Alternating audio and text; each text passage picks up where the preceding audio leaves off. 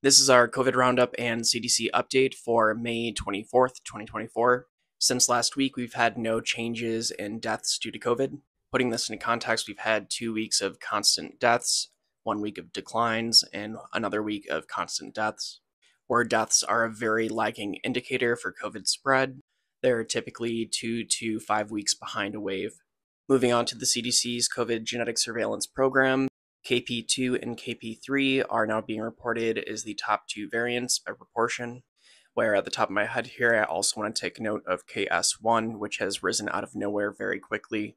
When we look over to Raj's COVID variant breakdown, his is in agreement with KP2 being a leading variant, with KP3 and LB1 not far behind.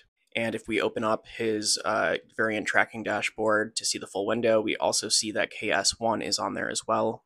So it appears that we have 4 major variants that are going to be leading our summer wave, where these will include KP2, KP3, LB1, and KS1. Now, I've already mentioned KP2 and KP3 in prior updates, but we have 2 new ones. We have LB1 and KS1, and I want to show you a additional dashboard by Raj, where on our y-axis here we have average immune escape. This is a predictive value compared to BA2 on the immune escape between variants, where the x-axis is average ACE2 binding affinity. So all the way up here, above my head, we have KP2, we have KS1, we have LB1, which all have very high immune escape properties, but also have low ACE2 binding affinity. But as we can see, the KP subvariants like KP2.2 and KP1.1 have a better binding affinity, so they can easily retain their immune escape while also increasing their binding affinity, so that would increase their communicability.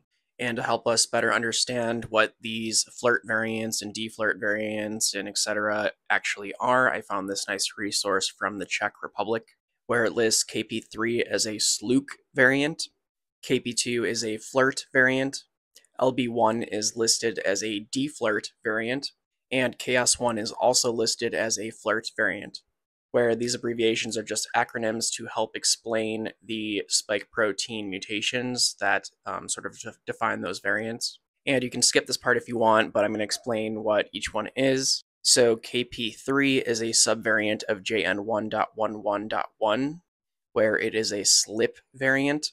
And if we follow KP2, that is also a JN1.11.1 variant, where it has a very specific spike mutation. And interestingly, for KS1, this is actually a JN1.13.1 subvariant, where a different spike mutation sort of created a similar thing as having this spike mutation, which is why they're in the same grouping. And then that new LB1 variant is a subvariant of JN1.9.2. And the reason it's considered a DeFlirt is that it has a very specific deletion. So this is what those 4 major variants are. And with how fast they're growing, I'm expecting KP3 to soon beat out KP2, and then I think LB1 and KS1 are going to be the next leading variants for the majority of our summer wave. Now moving on to wastewater scan, verily, wink, we're starting to see an increase everywhere, with the earliest spike being in the northeast of the country, which is that dark blue at the top. Moving over to actual wastewater scan, focusing first on California, we are seeing very clear signals in an increase in our wastewater concentration. So we have definitely started our summer wave early. And as a quick aside, I want to smash this misinformation that I've been seeing, where a lot of news outlets like Forbes here are saying that these new variants may cause a COVID summer surge, which is laughable because we've had a COVID summer surge every single year. Every single year we've had 2 predominant waves. So for instance, here is all of wastewater scans data. We have a July summer wave, we have an April summer wave, we have a July summer wave, we have an April summer wave. So you should always look at that and laugh and be like, yes, we've had a summer wave every year. This is what happens apparently with COVID. But what is kind of interesting is that it's sort of bimodal or biphasic. I'm not really sure how to describe it, but it going July, April is very interesting.